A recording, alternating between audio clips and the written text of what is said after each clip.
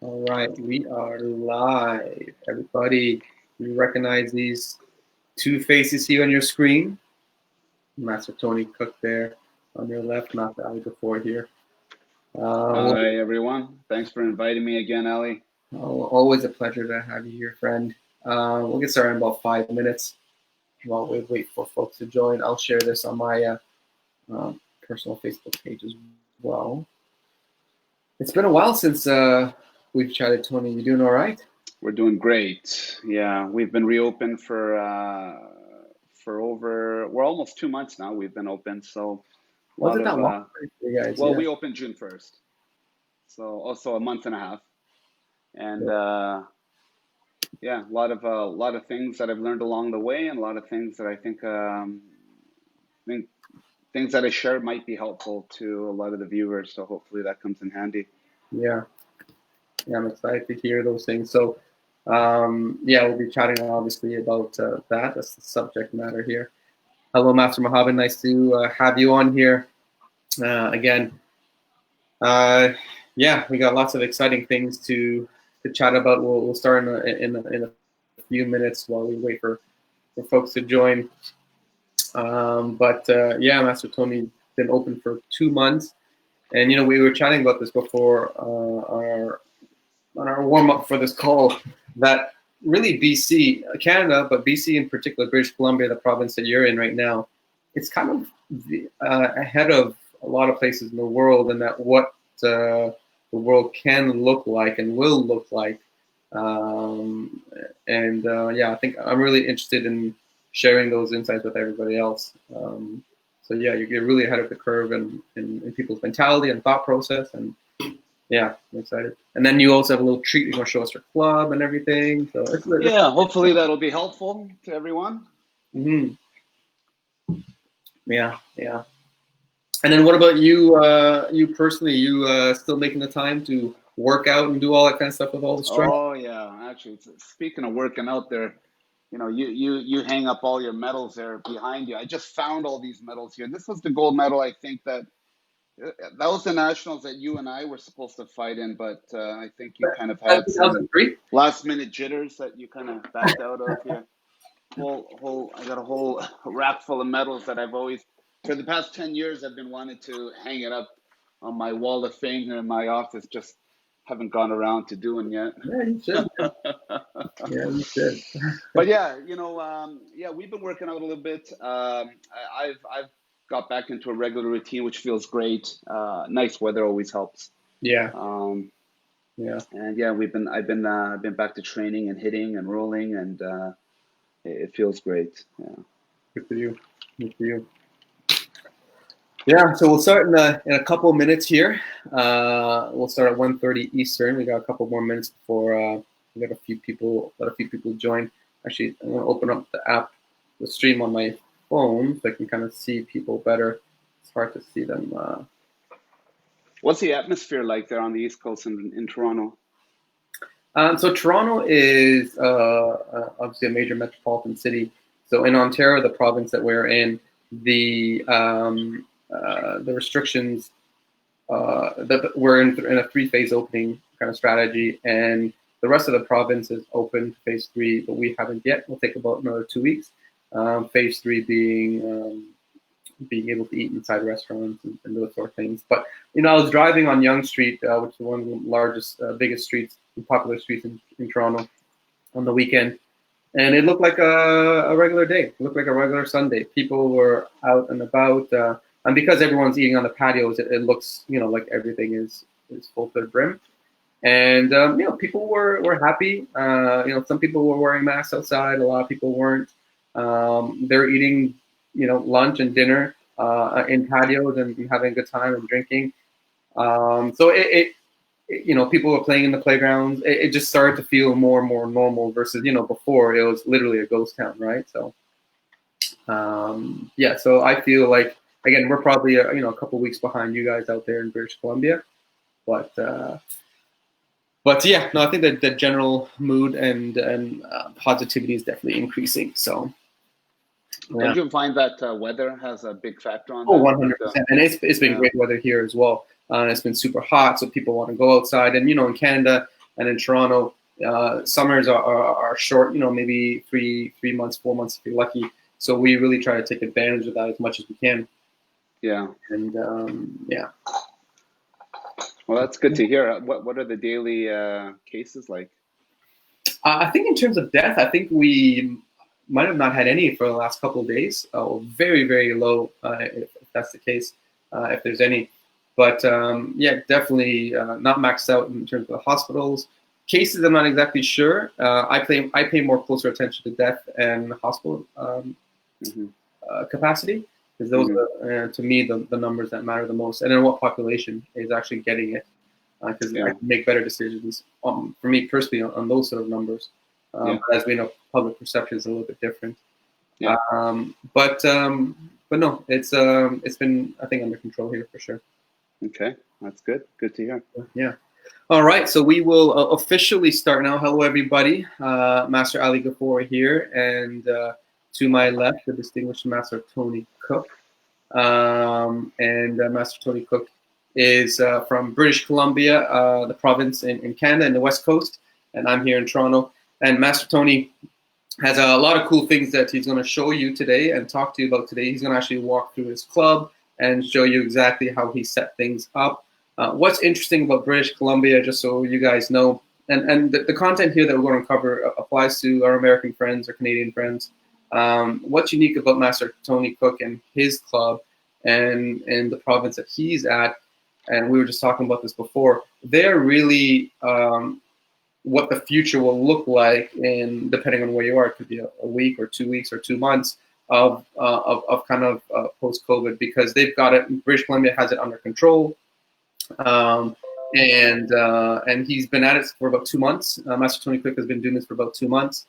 And so we'll really kind of see what is, he's going to talk about what has worked, what hasn't worked, but he wishes to do a little bit different. Some numbers that he's been seeing, both in terms of his enrollment, some kind of trends, some demographics, just really great insight, really great knowledge that really will apply to everybody, whether you're open or still closed, or you're just partially open if you're in the States or in Canada. Doesn't matter. The content here all applies to you, because they really are kind of just talking about people's mindsets, and that's pretty universal. Master Tony Kook, nice to have you back. Nice to be back. It's been a while since I've been invited. Yeah. Actually, I'm starting to feel left out. Well, you know what? It has been a while since we actually had one of these live streams, only because, when things were kind of in the early days, we tried to share a lot of knowledge. And then as things were developing, we found that people were kind of getting into a groove, and things were still kind of closed, and people were doing the online classes. But now that things are opening, the playing field is changing again, and so people are really looking for kind of different, just seeing what other people are doing and what the results are on that. So, Master Keon, nice to have you there. Master Shaq, also great to see you here as well. Master Nathan, also great to have you here. For those watching, if you have questions, we will have we'll dedicate the end of this live stream to some Q&A. But please do ask your questions in the middle of the stream. It will not interrupt us, but it will allow us to address it when the time is appropriate. And it might actually, because Master Tony Kook is actually going to do a walkthrough of his club, he's actually going to show you on the camera his setup. And please feel free to ask at that time. So sir, BC is about 2 months ahead of, I think, the rest of the world. You have 4 clubs. Just kind of give people a kind of a lay of the land of your location, or geographic location, the number of clubs that you have, kind of what you've seen, and kind of, yeah, just lay the foundation for everyone first. Okay, so very quickly, I have 3 full-time Taekwondo academies. 2 of them are in very highly affluent areas. One of them in a very affluent area in Vancouver proper, and then I have a full-time Jiu-Jitsu academy as well. So my one academy in West Vancouver, believe it or not, is still shut down. West Vancouver is probably one of the most affluent areas in Western Canada. And we have an incredibly high Asian population at that academy. So we've made the decision just to leave that closed until September. But all my other locations are open, including my main location here in North Vancouver and in Vancouver. And so there's a lot of information that I'd like to share. There's a lot of things that I think I did right, and there's a few things that perhaps if I could have a second go at, I probably would have done again. So hopefully that's valuable for the viewers, and they can apply it as they're beginning to reopen or preparing to reopen. Right. Okay, great. So that's Master Tony's clubs and the number of them and where they are and kind of the demographics. Now let's get into you're 2 months. You've been open for 2 months. A month and a half, 6 weeks. A month and a half. Okay, yeah. So about 6 weeks. What have you seen? What have you done? What have you not done? Again, what have you wish you didn't do? Tell us, I guess, kind of if I was a club about to open, what can I expect? And also in terms of some of the things that a lot of people are a lot of people's minds are what percentage of people should return, these sort of things. Yeah. Okay. I'll start with what I think we did right. When we shut down mid-March, right away we did the transition onto online classes. So I think we did a really good job of doing that, using Facebook and Instagram Live and then going to Zoom. And we ran our online Zoom classes like a professional school. Monday to Friday, Saturday privates. And we automatically switched everybody over to online as if they're continuing to train. I gave them a bit of not a bit of a reduction. I gave them a substantial reduction in their tuition because I know it was financially challenging for a lot of people. But I wanted to just keep them involved. So I think we did that very well. The other thing that I think we did very well was that we were continually communicating. So every week, I instructed my staff that we want 2 to 3 communication channels going out. Emails, our mobile app, Facebook, just keeping our students and parents updated. We made a lot of phone calls, and we just let our parents and students know that it's a tough time and that we're here to support them, and we're doing everything we can to be resilient and keep them involved. So I think we did that very well. So when we had made the announcement that we're going to open June 1st, communication was already on a roll, and we basically communicated to everyone that we are going to be reopening June 1st. However, perhaps the biggest change was our class numbers. Our typical class has 30 to 40 students, and now all of a sudden we can only have 14 in our main location, in our Vancouver location 12. So substantially smaller class sizes. So what we did to counterbalance that was we offered more classes. So now my classes start at 12 noon and they run till 9 p.m. So we have 9 classes a day, not including our privates and extra classes in the morning. And before you had how many classes per day? 9 classes per day. Before that, how much did you have? Before we had 6 afternoon classes and 1 morning class. Okay. So we went from 7 classes to 9 classes. We reduced our class time from 50 minutes to 45 minutes. And for our adults, we reduced it from an hour to 45 minutes, so that allows a 15-minute break in between every class, in which the instructors have 5 minutes just to quickly spray the mats, and 5 minutes to wipe down commonly touched surfaces, and then just a few minutes to have a quick break or prepare for the next class. So that's what we did. And I think we did that very, very well. And I would probably do that again. I kind of went over the top with our safety protocols. One of the things that we really try to communicate to our students and parents was our best of class practices. So not just sanitizing, but calling in professional services to desanitize, using UV filters and lights, and just continual cleaning, and printing out what our safety protocols and procedures would be. And our students and parents really appreciated that. So I think we did a pretty good job of setting the space up and communicating well to our parents. This is what you can expect when you come back. Right. And we made a lot of minor tweaks and adjustments along the way, even on day one. So it's a continual learning curve, and it's a continual adjustment period. And I think for everybody, depending on their demographic, it's going to be there's going to be a lot of similarities, but a lot of subtle differences. And I'll give you one example: masks, face masks. Originally, we had made it mandatory that everybody wear a face mask when they train, um, and then on literally on the day that we opened, our local health professionals had advised not wearing them when we train. So naturally, you have parents that like it and parents that don't like it. So we made masks optional. So I had branded some face masks, and a lot of the students, they love it. They love wearing it outside. They Yeah, love makes you feel like a ninja. showing, yeah, that they're part of our club. And we do have some students wearing masks, and we have some students not wearing masks. So again, that's different state to state, province to province, country to country. I mean, in Korea, the use of face masks is decades old, and they make the use of masks mandatory at the dojangs. And that's just not even a question.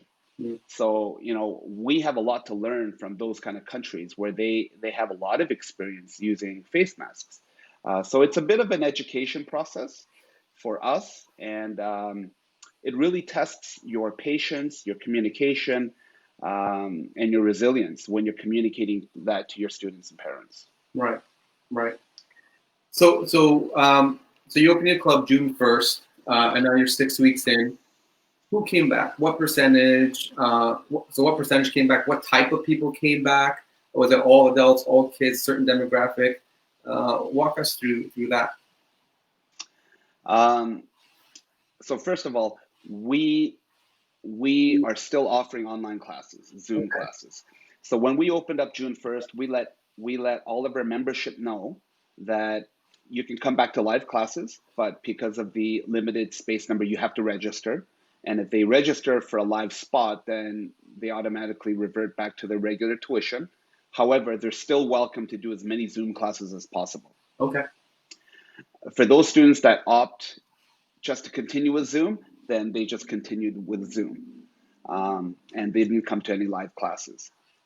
So what I found is when we opened up June 1st, that first week of June, we were operating at about 17 to 20% of our current clientele. So here at North Shore Taekwondo, we have a fairly high number of students, but our classes they just seemed really small. And what I found was that your advanced, your intermediate, and your adult students tend to come back, but our Tigers classes, which is our 4, 5, and 6-year-olds and the white belts, those classes were very, very, very slow. Hmm. That was the first week of June. As we got into latter June, that number creeped up to about 25%. And now that we're into July, we're at about 30% return to live classes. And in fact, in interesting statistics, I'm really big on our stats and numbers like you are. Um, our first 2 weeks of July, we've had more signups here at our main location than I've had in years previous. That's crazy. And yeah, so now our Tigers class and our youth beginners classes are starting to fill up. Yeah. And if that's any indication of clubs that are opening now or in the summer, I think what that points to is that people aren't going away on vacation as much, or maybe they're doing vacations, but they're doing it within their own state or province. And so now they're looking for activities for their kids. Right. So I think that's great, because typically August is busy for us because people are registering for September. Mm-hmm. So if that's any indicator of what's to come in August and September, it looks good. Yeah. Yeah, it's definitely a positive signal. And like you said, the main reason people don't take classes in the summer is because of vacations, right? Because Mhm. they're going away, and because there is less of that, then you might see that lift. So that's something to look forward to. I do want to say this as well. Mm. For club owners, I think what's very important is that you assess what your current reality is, what kind of demographic you're catering to. The reason I say that is we have clubs here in BC that have a high percentage of Asian population. When I talk to those clubs, their returns of students to live classes aren't as big Mm. as those clubs that have not as many Asians Right. in their clubs. Um, You also probably have to look at what kind of income level, what kind of neighborhood you're in. I think that has a role to play with the number of students that return. So the reason I'm saying this is club owners should manage their expectations. When I spoke to some club owners in California and across the U.S. and some here in Canada, and they told me that they were, opening up their doors again, and they're kind of expecting, 80 to 100% to return. And I cautiously warned them. I said, if you can operate at 50%, you're best of class. Yeah. So you have to look at your reality. And again, are you a smaller school, 80 to 100 students? Are you a medium-sized school, 100 to 300, or are you, 400 plus, like a larger school? That has something to do with it as well. Right. Because if you're a smaller club, 80 to 100, perhaps you already only had 10 to 15 students in your class. So you don't really have to make any big adjustments there. But if you're a larger club, you're going from a larger number to a smaller number. So now you're going to have to make some adjustments. Right. So there's a number of factors that you have to take into consideration when you're planning your reopening. Right. Right. Yeah, that's interesting, to, like you said, to take into account the mindset of the different cultures, and knowing that. I think that's an important factor to, because to not overlook, because we know, as club owners, the general predisposition of different types of parents in the groups, and their risk tolerance, and we'd be silly not to take that into account. So that was, I think that's a great insight to also have. Yeah. Anything else in terms of, I guess, numbers or percentages, or anything else you want to talk about? Sorry, before you do that, I just wanted to prompt everybody here. So Master Tony Kook here, for those who joined a little bit later, owner of 4 martial arts schools, 3 Taekwondo, 1 in Jiu-Jitsu, based in British Columbia, Canada. And what we're talking about here is what Master Kook has learned in the last 6 weeks that he's been open. He's been open on June 1st for his clubs, for 3 of them. 1 they're still not allowed to open. And what we're sharing with you guys here is what he has done, and some of the numbers that he's seeing. And if you do have questions, please leave them in the comments now. We will address them either near the end, or if in the middle of the stream, if it makes sense. That's what we're talking about. That's the topic at hand. And Master Kook will also do a walkthrough of his club momentarily, show you physically what his setup is, and what's working and what's not working. And and we just kind of finished going through some of the numbers. And this live stream will be recorded, so you will have the opportunity to go back to the earlier bits of the stream to watch it again.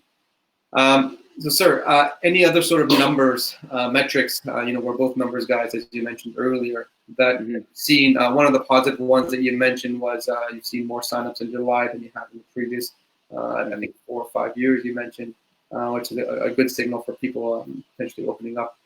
Anything else that you see numbers-wise that would be interesting to share? I do. The vast majority of our membership that are on hold have all indicated that they are going to return in September.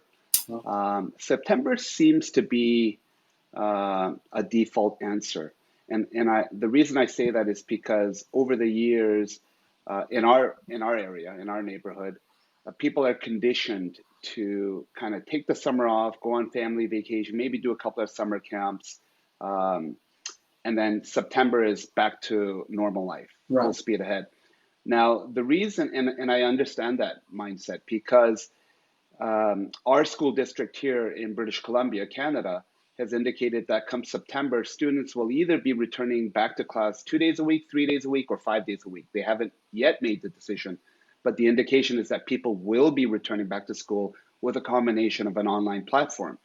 So now, from the standpoint of a mother or a father, the moment students return to school, they then have to go back to, okay, are they going to do swimming? Are they going to do soccer? What other after school activities are they going to do? Right. I have to get them back because for the past, 3 to 6 months, they've been doing nothing at home. Right. So I am really looking forward to September. I think that a lot of clubs that are open now have something very positive to look forward to in September. And I remember a couple of podcasts ago, you know, Ali, you were asking me, what do you think? When do you think clubs will reopen? And I predicted June 1st, and I was right. Yeah, yeah.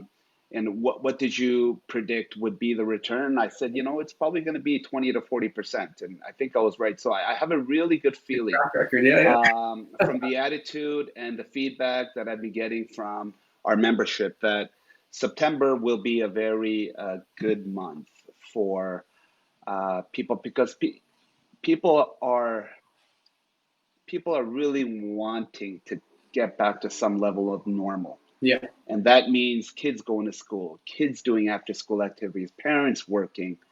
Um, so I think numbers wise, that's the biggest positive piece of information I can share. And then I'm going to test your Oracle skills here again. What sort of do you see an increase in September? Do you see about the same numbers as last year? Do you see a slight decrease? What are your thoughts on that? Well, interesting. Again, I think it depends on your area. Here in BC, we have what's called a social bubble. So you're allowed, as long as you're within the same social bubble of six, you're allowed to be together. Right. So what that means is if you have a family of four and family friends of two, and they come to your Taekwondo class, you can create a social bubble square where those six can touch each other, train together, kick each other, spar, what have you. Now, the reason I bring that up is because there have been some talks now of reducing that 2 meter distance down to 1 meter distance in the next phase. So if that does happen, then I will be able to allow more students per class. So my prediction is that in September, all of our clubs will be completely full with wait lists because we can't accept all the students that we want to. And for kind of medium and larger schools, I think that that's going to be the prediction. If you normally have 20 kids in class, but now you can only have 10, come September, you're going to be full and you're going to have a wait list. So you're either going to have to slightly reduce your class times and offer more classes, or just kind of deal with the wait lists and just stay on top of that. Right. Right. For clubs that are not quite yet open, so there's various states that are still shut down. I understand that California is in the process of shutting down again. Their reality is going to be a little bit different. When they open back up in September, I really don't know what to expect. I think it's going to be a mixed bag, depending on the demographic and the mindset of the parents. You'll have some clubs that are operating at a full capacity, some clubs that are at 20% capacity. So it's definitely going to be challenging times for everybody come September. But for clubs that are currently open now, and as long as your city is doing a good job with COVID cases, I think come September, it's going to be very encouraging. Yeah. I think it's going to be very good. Yeah. And then what's your, one of the things that people were worried about was the state of the economy would impact people's desire or appetite to continue to do martial art training. Mm-hmm. You said you have a couple of clubs in affluent areas and one in a non-affluent area. Is it like middle class or just non-affluent? No, I have one club that's sort of in an upper middle class area, and then my other clubs that are in sort of higher affluent areas. Okay. But I think regardless of that, you ask a great question, Ali. Regardless of that, deep down inside, parents know the benefits of martial arts, but it's our duty to be able to to communicate that. So we have to continually stay on top of those communication channels. Right. If your main communication channel at your club is text messaging, take advantage of that. Or perhaps it's just an email, or maybe you're old school and you telephone, which I think is still probably the most powerful form of communication, just hearing a voice. If you get their answering machine, leave them a voice message. Just let them know that it's, so-and-so Taekwondo. We're here for you. We're thinking of you. We know it's challenging times, but we really do look forward to seeing you or your child back on the mat. And if there's anything at all that we can do to support you, let us know. Right. Maybe it's your social media channels. Just communicate how, I'm on a mastermind class every week with TKD professionals and Master Michael Mertens, Master Mertens from World Class Taekwondo. He reminded all the masters on the call. He said something brilliant.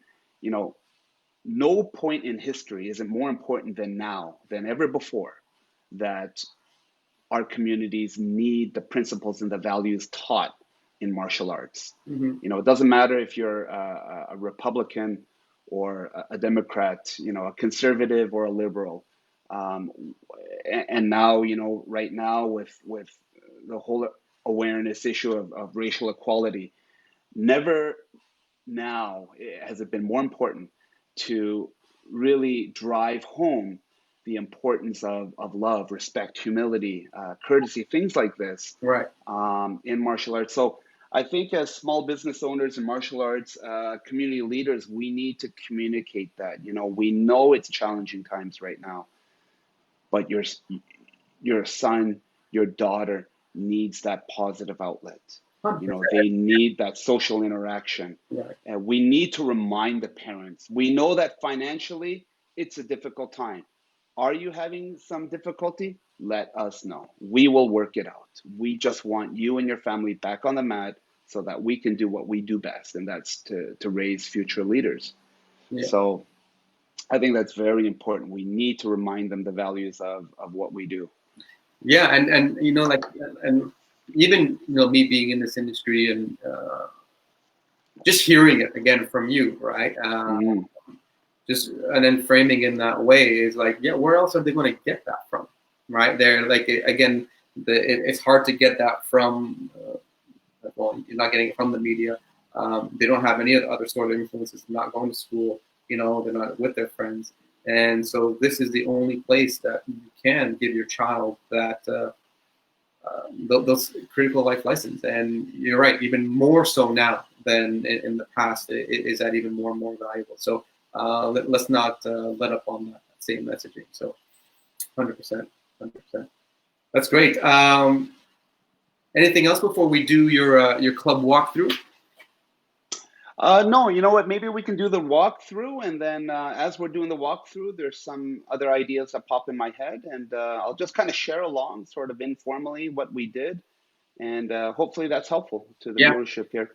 Okay, so let me just flip the camera around here, and just let's maybe what we'll do is we'll start from the outside here. So I think what's going to be very important for all club owners as they reopen or prepare to reopen is that they have all the proper signage outside when they come in. So this is a view of our club here in North Vancouver. And I'll just show you what we have posted outside here. So this is an update of our training policies, our health and declaration compliance form. We have our social distancing markers outside here.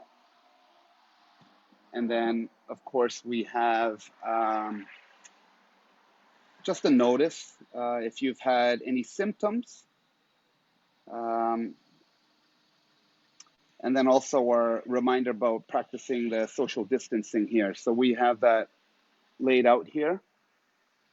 And as soon as you come into our training facility, we have our hand sanitizing station. So all students will get their hands sprayed.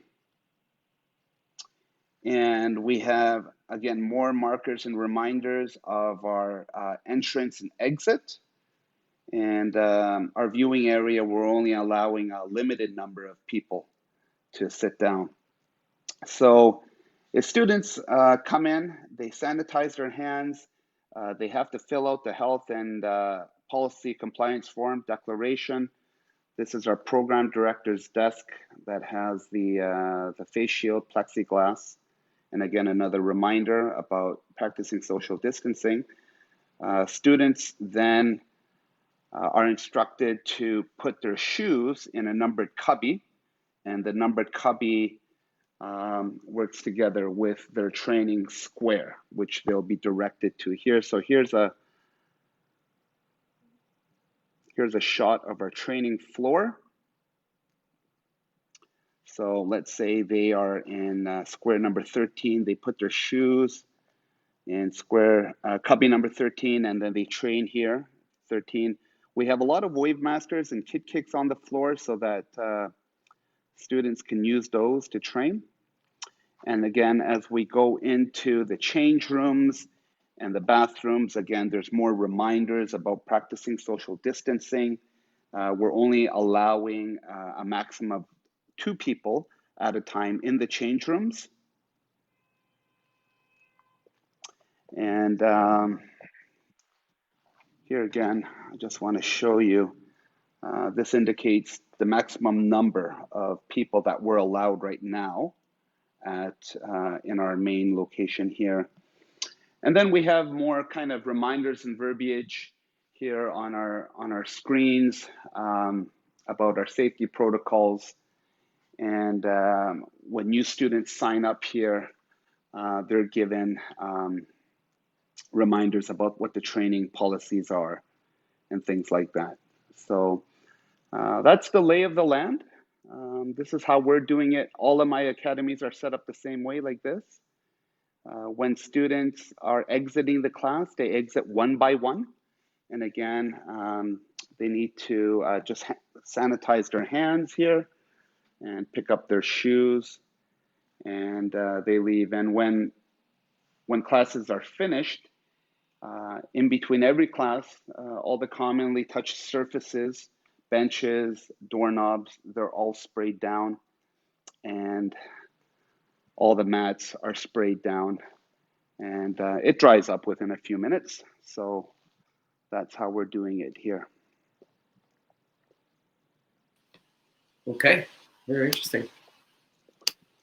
Now, I do want to say that I think this thing is something that we are doing very well. Our health declaration, basically just asking if they've been outside of Canada for 14 days, or if they've had any symptoms within the last 14 days, or anyone in their household has had symptoms within 14 days, and that they agree to abide by our training policies and whatnot. So we are not taking a temperature here. At the beginning we were, but many students and parents actually found that kind of invasive. And when I checked with our local health authorities, they actually said that taking a temperature is actually quite misleading. So it's better just to ask them. Interesting. Why is that? Yeah. Well, as we all know, I'll turn the camera back here. So as we all know that one of the most dangerous things about COVID is that you can be asymptomatic. Right. So just because someone doesn't have a temperature doesn't mean they don't have any symptoms. Right. But I guess you have a higher chance of catching it if you ask somebody, is there anyone home that's sick? And if the child says yes. Right. They might think if they just take the temperature, that's all they need to do. Whereas if you ask a question, it might be better. They'll get a better response. Right. So, a child might say, yeah, my dad's actually sick. Right.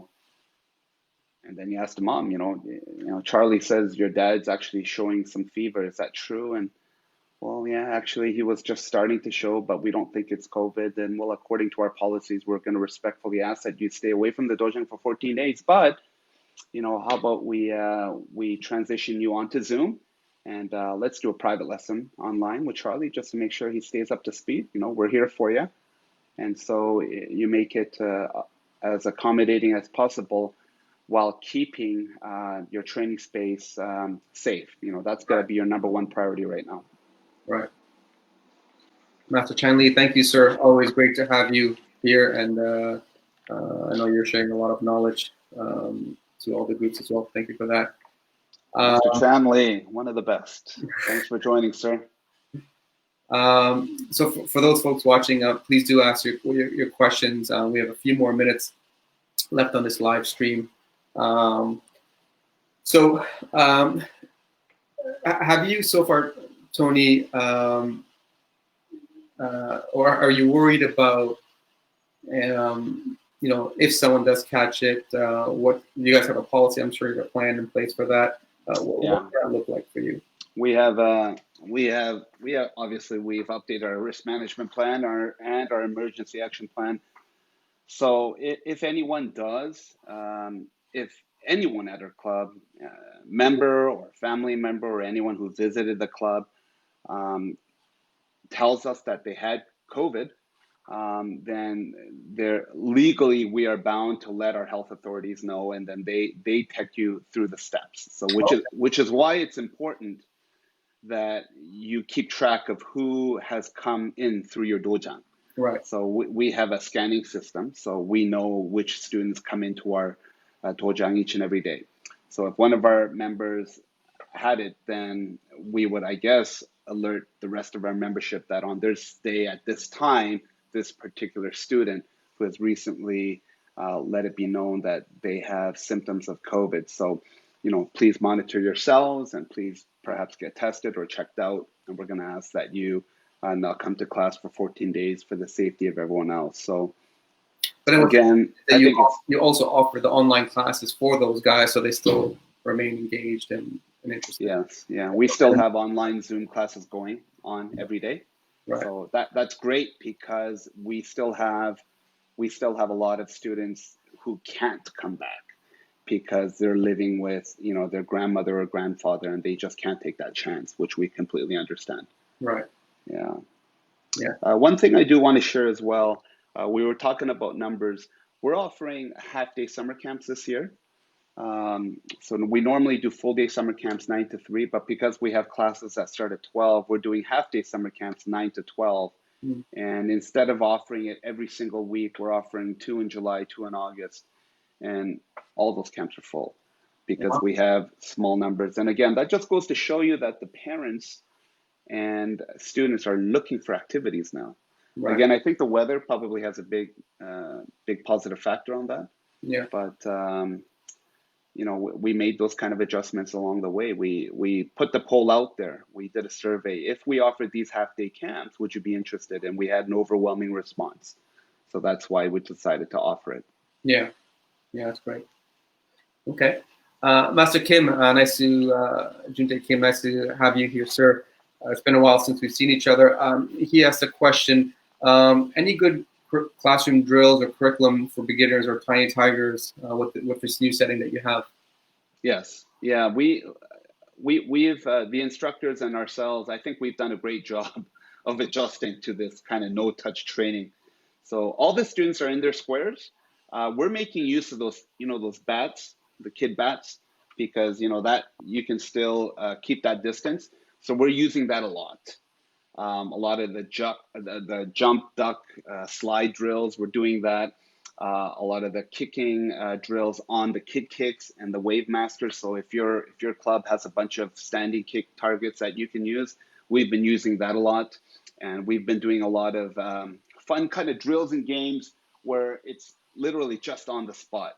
We do variations of Sir Says, variations of Taekwondo kicks and drills. So, I think if you just get really creative, you can come up with a whole slew of activities and drills for your tigers.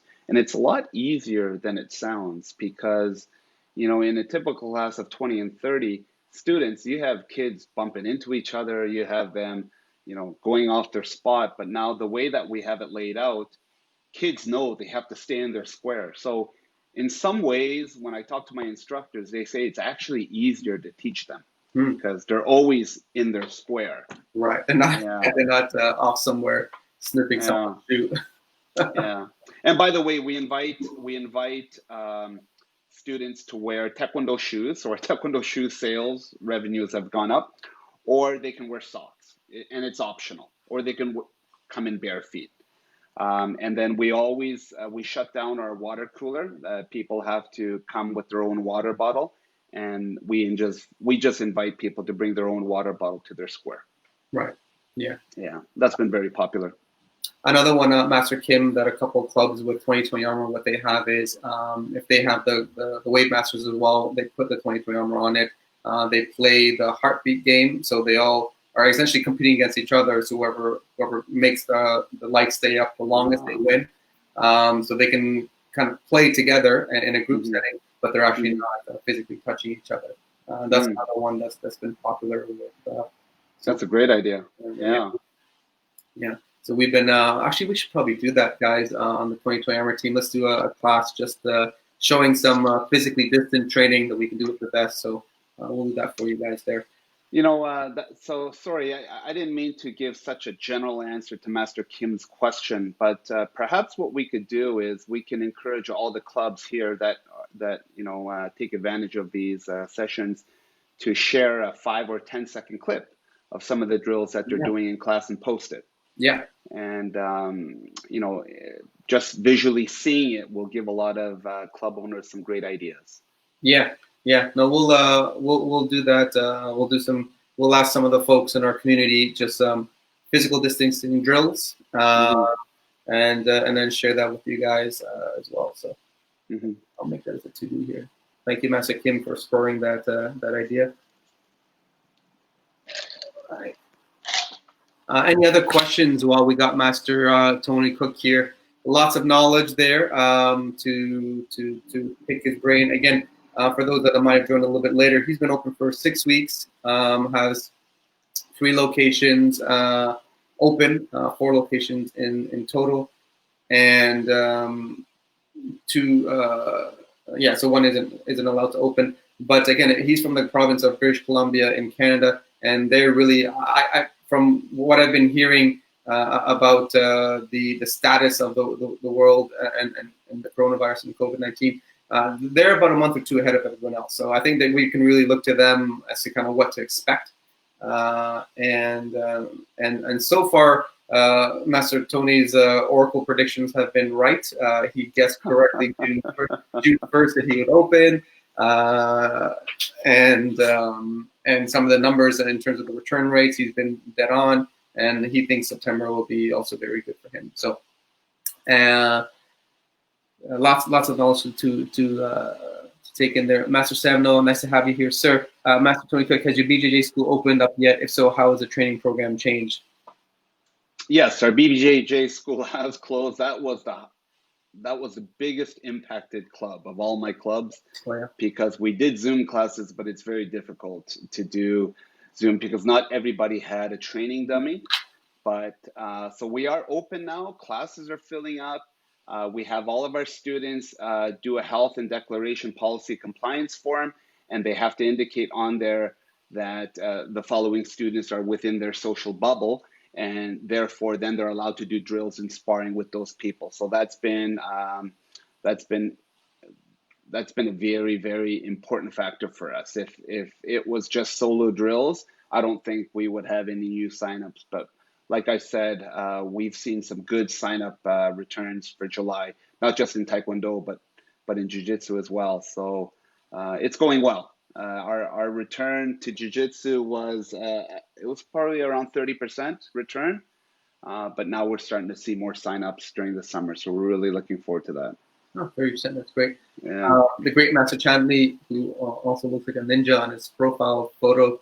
I think he's always wanted to wear a face mask all his life, and now he can actually do so and still not look socially awkward. Not that he probably cares about how socially awkward he looks, but he asked, how many times can a student come to a class in a week? So right now, before shutdown, all of our classes were based on twice-a-week membership. And if they wanted to do 3 days or 4 days a week, they had to pay extra. So no difference. People come to 2 live classes per week. And again, on top of that, they can attend as many Zoom classes as they want. So we've tweaked our schedule. So we don't have makeup classes, or we don't have our demo class or sparring class going on right now for obvious reasons. We just filled it up with regular classes. So if students miss a class, for example, let's say they're scheduled to come Monday and Wednesday, If they missed their Wednesday class, they need to call us in advance in order to do a Thursday class if we have room, or we just simply invite them to join us online to do a Zoom class as their makeup class. So the Zoom class has been very, very, very good because it serves as a good buffer for us. Right, Yeah. right. Okay. Um, if you guys again have questions, please ask Master Tony Cook. Pick his brain. We will save this live stream so that you can access any of the content that we had earlier on at whatever time that's convenient for you. Master Cook, while we kind of are at the tail end of this thing, one of the things, a couple of things that really resonated with me that you talked about today was to always remember, to remind ourselves, to remind the parents that the values that martial arts teaches is important, even more so now than ever. I thought that was very insightful. We tend to maybe forget that because we're in it so deep. But then also your optimism about September and how that will it will change and not be the same as as a July or an August, or definitely not March. In your opinion, when, and again, British Columbia is going to be a little bit different than maybe other parts of the world. When do you see things going back to regular numbers? Would it regular numbers? Yeah. So I asked you your Oracle view for September. Now we're going even a little bit further. When does your club go back to regular numbers? Well, honestly, I don't think that my club is going to go back to regular numbers for a long time. I'm talking about a year. A year from now, or a year from March 15th? A year from now. Yeah, that's my honest assessment. In many ways, when we reopened June 1st, it felt as though I opened up my Taekwondo school for the first time. Like it was me 12 years ago again, and I'm starting again. And, it was frustrating, it was scary, it was deflating at times, but, as martial arts and community leaders, we have to rise up to that challenge. So it's an uphill battle, and we need to do it. We need to do it for our community and our membership. And I think actually that's one thing I do want to share before we end off today is for clubs that are reopen or planning to reopen. When you do, try to focus once again on that community leadership, on that community involvement. Get involved with local charities. I know Master P and Master Songchul, Grandmaster Songchul Kim. These are a couple of the people that I have a pleasure speaking with every week. They were doing huge community events. Master Harrison Chan in Toronto, Ontario. They're doing a wonderful job delivering meals. What we're planning here during the last week of July here in Vancouver is a breakathon for our local hospital. I'm one of the advisory members. So when you focus on helping others and once again empowering your Taekwondo students and families to get involved with the community and helping others, that builds your brand, and it builds a loyalty, and people see the value in what you're doing. We're not just talking about displaying love and community leadership. We're actually acting on it. Right. And so what that does is that rallies your troops. You get what raving fans. You get parents saying that they're an amazing martial arts academy because it's not just about themselves. It's about the students and about the community. So I think that's very important. We have a Girls Empowerment Week that we're preparing for, and we also have an online event we're doing with our Korean consulate. So I really encourage Taekwondo owners to get back out there, punching and kicking. Get involved with the community. Look, go to your local charity. Say, hey, listen, is there something we can do to help you guys? We know you're having a hard time. The first responders, is there a way that you can support them? So I think by giving to others, you're doing yourself a big service and your Yeah. students a big service. Yeah. Yeah, and it's easy to forget to do those win-win type of kind of events when we're kind of heads down and trying to figure out how to navigate out of this thing. But yeah, those opportunities are still things that we should really not lose sight of. And then also, I think Master Tony, you had mentioned the 1 year from today being when things will go back to normal. I think also you have quite a lot of locations, quite a lot of students as well, right? So you have a bigger, I guess, gap to make up for. So, and like, as you mentioned before, if you're a smaller school, 80 to 100, maybe it's not a year for you. Maybe it could be something much shorter. So I think that's also something to keep in mind. Again, it depends on your reality, right? It depends on the current situation that you're in right now. Yeah. So your number is what kind of how BC, the state of BC right now, and then your number of schools and your number of students. So just want folks to kind of also understand that context. Master Keon said, any insights for clubs with after school, what they're doing with after schools in BC after school programs? Is that what I didn't understand that question. On what clubs with after school are doing in BC? Can you? I think I know what Master Keon is referring to. Master Keon, he's got a million things going through his head all the time, so he's always quite a confused gentleman. But he's a wonderful person. So I'm kneeling him a little bit. You know what? To be honest, I don't think I could give an expert answer on that because the after-school program in Ontario and in some states and in Vancouver are totally different. There's some after-school programs that are just an after-school program. There's some after-school programs that are a licensed daycare, so they have different parameters and allowances. Sometimes that can be good, sometimes it can be a bad thing. So the biggest piece of advice that I can give is just simply contact your local health authority. Tell them, listen, this is who we are, this is what we do. We cater to parents that need us. We teach a quality program that students need. What kind of direction, what kind of parameters can you give me so that I can operate within a safe environment and capacity while still deliver the service that we are known for in our community? And does that mean that you have to put up plexiglass barriers in your after-school care pickup? Does that mean that they have to wear face masks and gloves during transport? Does that mean that you can only have 2 people in a car, or are you allowed all 7 or 8 in a car?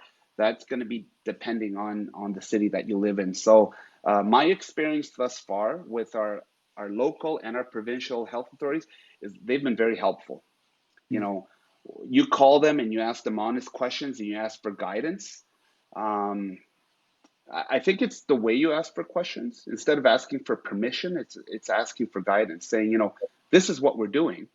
So what kind of guidance can you give me to make sure I'm still doing this in a safe manner versus, am I allowed to do this? Am I allowed to do that? Right. Because no one has all the answers, including the local health authorities. What they say today is different from next week. Yeah. So just don't be shy. Pick up the phone. Google who's your local health authority, and ask them. And I've been doing that literally every week. Every week I've been doing that. And just giving good safety protocols. And like you said, also, and also kind of the way you framed that question. First of all, calling it guidance, but also reminding them the value that you provide, right? About this, we're providing this leadership to this group, and it's an outlet for them, especially when being locked in. I think will also kind of help them understand what you do and the value that you provide, and maybe even be even more open and willing to help. Not that they wouldn't be, but I think it definitely is not going to hurt. Right? Yeah, absolutely. I think that's great. All right. Well, thank you, sir, again for your time. We're just coming up to the hour mark. Thank you for all the questions. We have some ideas for the next live stream in terms of doing the drills for physical distance setup. And Master Tony Cook, always a pleasure to have your insight and your calm, cool, collected demeanor. I feel like I should always meditate after a conversation with you. But also want to get into a fight in the sense that you always say you can beat me, but you still don't know about that. But anyways. When we do that big event for 2020, maybe we have to put on the chess cards. Yeah. Okay. Any other last words, sir? No, you know what? Just thank you for this time, and I encourage all club owners. What's fascinating and what's really cool about this time is that people more than ever are networking, calling each other, asking for questions and advice and guidance and tips, and I think it's really cool. So during this time, the last few months, I've made relationships and good friendships with people across the country and across North America that I never had before because of this whole shutdown, and we're trying to share each other's knowledge to help our students and parents. So it's really cool. Yeah, it is. Yeah. All right, sir. Thank you again. Thank you everyone for watching. We will post this on our channels and share it with you.